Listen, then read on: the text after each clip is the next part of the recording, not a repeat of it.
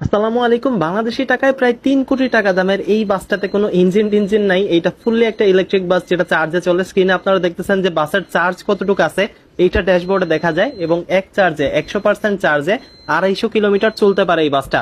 বাংলাদেশের জন্য খুবই আইডিয়াল আমার মনে হয়, কারণ ঢাকা থেকে আপনি উত্তরবঙ্গ বলেন কিংবা দক্ষিণবঙ্গ যেদিকেই বলেন, ম্যাক্সিমাম রুট কিন্তু 250 কিলোর মতোই। তবে সমস্যা হচ্ছে অন্য জায়গায়। সমস্যা যে জায়গায় থাকুক না কেন, এই বাসে কিন্তু অনেকগুলো ফ্যাসিলিটি আপনি দেখতে পারবেন। সবচেয়ে বড় যেটা ফ্যাসিলিটি সেটা হচ্ছে জিরো এমিশন, অর্থাৎ এই বাসে কোনো গ্রিন হাউস গ্যাস ছড়াবে না। কার্বন ডাইঅক্সাইড, মিথেন এক্সেট্রা যেসব ক্ষতিকর গ্যাস আছে সেগুলো পরিবেশে ছড়াবে না। পরিবেশ দূষণ কমাতে ইলেকট্রিক বাসের বিকল্প নেই বলে আমার মনে হয়। যদিও ব্যাটারির থেকে আগুন লাগার পসিবিলিটি অনেকটা থাকে, তবে এই বাসে কিন্তু ফায়ার ডিটেক্টর সহ আরো অনেক ভালো মনিটরিং এর ব্যবস্থা আছে, সিসিটিভি ক্যামেরা এক্সেট্রা।